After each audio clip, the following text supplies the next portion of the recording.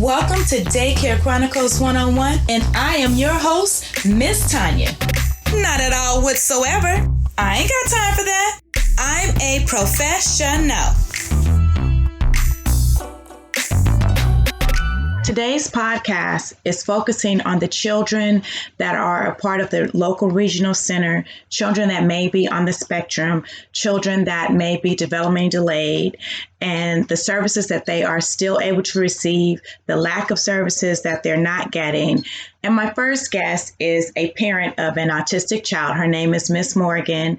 And Miss Morgan, I just wanted to know if you could just tell me what services is your child still receiving? I feel like out of all of his resources, the only one that is still able to be utilized is respite hours, and that's only because you have somebody come out into your home. And even with that, during this time, it's really scary because a lot of these people are, nurses right on the other day. So right. Our lady that we deal with, she's been with us for 3 years, and she's in school, and then she's a nurse, and then she does hours at a little psych ward. But it's like you're interacting with 3 other communities. Yeah. And moving around and dealing with people, and then you want me to be able to feel comfortable enough to house you in my home. So it's kind of hard because it's like you truly need the resources. But it's like, at what cost? Yeah. Yeah. No, I definitely get that. Yes. It's kind of hard because now with some of these kids, a lot of their biggest issues is social skills. And then now you're kind of isolating them. And especially my child who only has me and his father, he doesn't have no siblings. Now he doesn't get no kind of other kid interaction. Wow. So is that taking a toll on him? Do you see a difference in his behavior because of this? A lot of things have declined. So a lot of the progress that I feel like that we gained last year, throughout last school year, because that was his kindergarten school year that was cut in half. So that was his first true year of being in the regular general ed and dealing with kids his age on a full day. That was due to this whole pandemic. And then his first grade year, he's been by himself this whole time. So I see a big decline. He's not talking with peers, so the way a kid his age would speak, he's not speaking that way. He's kind of going backwards with a lot of that. Okay. And then you're getting a little more of the tantrums, the fit, Yeah. I got a toddler in a 7-year-old body. Gotcha. I gotcha. So it's definitely a decline in services, a decline in, where he was. And this is all due because of the pandemic that we're in now. As a parent, how are you able to cope with this and deal with this? And what are you doing for yourself? It's hard. It's hard to say. I feel like with these kind of situations, it's just you trying to find a balance. And I'm not going to sit here and say, like, I truly have it. You just kind of act like you got it together because they don't fully understand your emotions, but sometimes, they feel it. They feel it. It's that energy you take back into your house. So, I might be slightly frustrated, but I just take my little second in the car before walking in the house and just tell myself I got to get it together. Yes. Well, I thank you so much for coming on and for sharing your story, because there are so many other parents out there that are going through the same thing as well.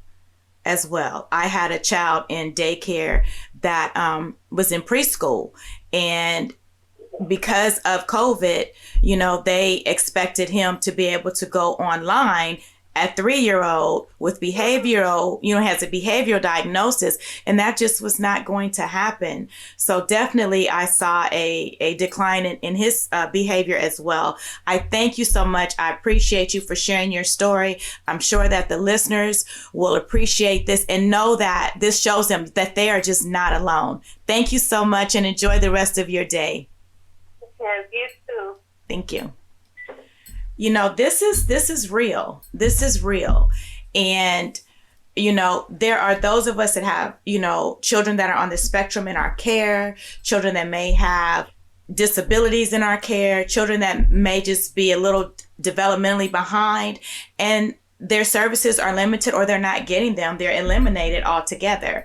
And so we definitely have to, be patient and search out for things that may help us as far as like our self-care, our mental health as adults, so that we can be prepared, for our children. We have to be able to control our emotions and be able to be there for them as well, because they don't understand what's going on right now. They don't understand why they're not in school. A lot of them don't, because they're too young to understand, especially those that are in daycare, so we definitely have to be mindful of that.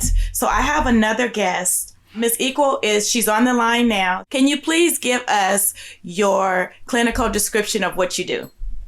Absolutely, Tanya, and thank you so much for having me on Daycare Chronicles this morning.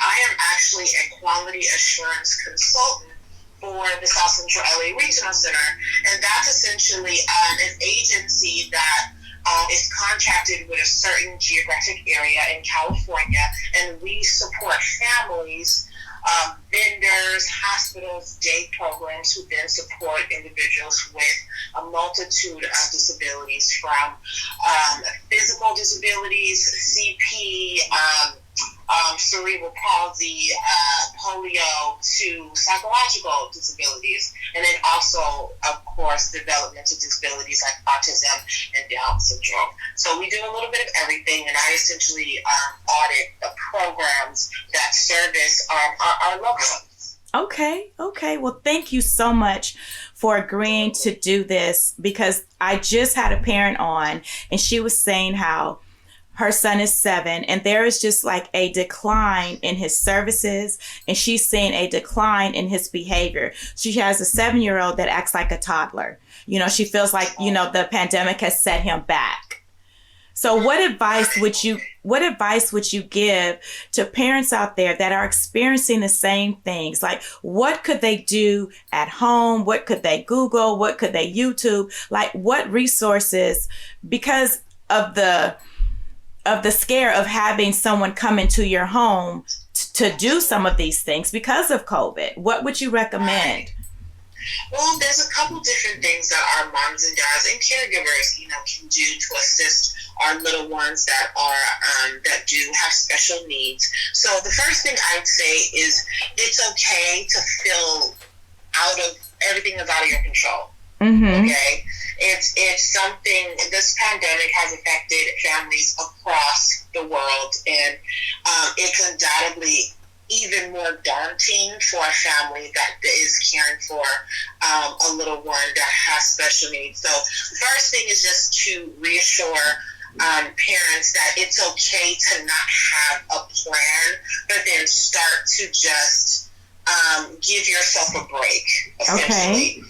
It's okay to take a breath. It's okay to take breaks for yourself and step away to collect yourself, because like we know, even with children that are typically functioning, they feed off of the energy of their parents or the people they're around. Right. So if they see that you're afraid or anxious, they have a really interesting way of picking up on that, and that magnitude the situation that is essentially out of control. But there are some key things that our families can do. The first thing would be just keeping your routine consistent. Okay. So you can only control what happens in your home. So I'm talking about schedules for meals, medications, exercise, which is really important, and bedtime.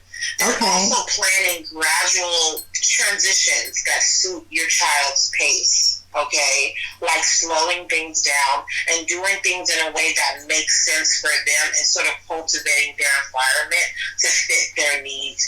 And then just using visual cues to illustrate schedules and activities. I always tell my parents and my caregivers, give the child something to look forward to.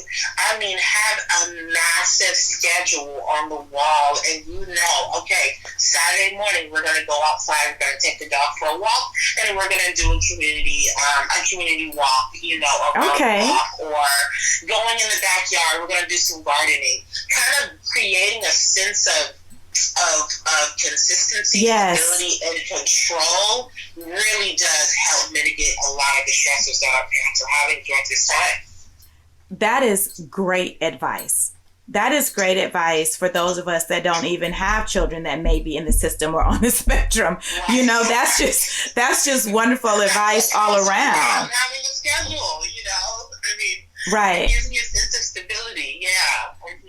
Yes, because parents are definitely stressing about, what's happening, the lack of, and a lot of parents aren't used to dealing with their children all day long. And so to have to deal with them all day and to, to get these activities, to get the schedules together, it's a lot. And if you're working from home and you have a child that is on the spectrum, that may be autistic, that's even more challenging. Exactly. The previous caller said basically she's just getting respite hours, and she's even afraid for her respite care worker to come because she's a nurse, she's in school, she does all these, she goes to 3 other places. Right. Yeah, so to that, it is there's a lot of changes happening with our folks that are receiving direct care services from either, you mentioned, a respite agency, or even more clinical-based services like ABA or behavioral modification. You have a speech therapist that comes to your house 2-3 times a week. That is really daunting. Now, the regional center, I explained a little bit about what it is earlier, but it's an agency that helps you gain control over the services that help and assist your child. Okay. So yes. You need to be able to initially reach out to whatever regional center you belong to and express these concerns. A lot of our vendors are now doing telehealth support. And they're doing things via Zoom, they're calling, they are dropping off care packages to our families. Oh, wow, okay. Activities, yeah, and there's like contactless, safe, door-to-door services, and they come maybe 2-3 times a week, depending on the need. So there's a lot, it goes a long way to just ask, hey, I am here in my home. I have my child. I may be living with an elderly parent, or it may just be me and my baby. I don't want to increase the risk of exposure. What can you do? Put it in the hands of your provider to meet you and give you that alternative service that's going to make you just more comfortable. That's wonderful. That definitely is wonderful. And I know that, there may be some listeners out there that didn't even know that this service was offered. Now they know that. Thank you so much. Absolutely. Oh my goodness. This is some good stuff right here. And I definitely appreciate you agreeing to come on just to share this, because there is a need. Those of us that do family daycare, we do have, children that are a part of the regional center that may have developmental delays and things like that. So this will help us out as well, so that we have this information to give to the parent. Absolutely. These services are there.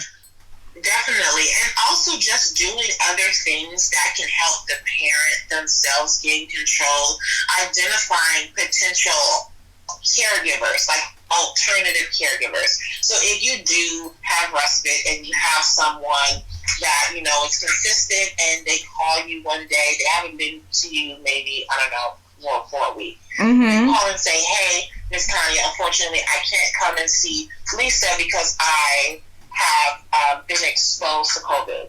Having and troubleshooting those instances will bring a lot of relief to parents.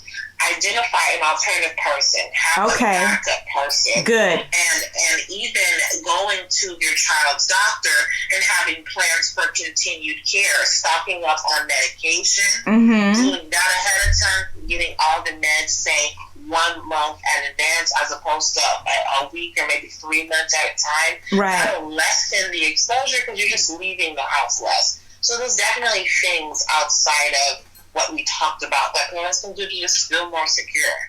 Oh, thank you so much. Yes. I agree with all of that. That's really good information because the parents, they're really feeling overwhelmed. And some of us as providers, we are too, but you have given us some great gems. I thank you for your time this morning. And thank you so much for all that you do and what you do. Thank you. Thank you so much for Daycare Chronicles for even having this platform. So families, caregivers, just, bonus parents like myself, having a platform so we can access information and not feel like we're the only thing going through something. Because isn't that yeah. You just feel like I am just by myself on the planet. Absolutely. Well, everyone is doing it so perfectly, and I'm just struggling. But you do give us a platform to know that we're not alone. So I appreciate you as well. Oh, well, thank you so much. Enjoy the rest of your Saturday. I appreciate you, and we'll talk soon. Absolutely. Thank you. Take care. Oh, my goodness. All of that information, all of the gems that she just gave us were just amazing. Amazing. I am so just glad that I was able to book her as a speaker today because these were some things that I didn't know and that, parents, I'm sure they didn't know. So I just want to just say, thank you again to Miss Ikwo. We appreciate her for all of her information, her expertise, because these are things that, parents need to hear. You're not the only one that is, going through this at all whatsoever. I have another guest that I am having on the podcast this morning, and she is amazing as well. I'm going to introduce her.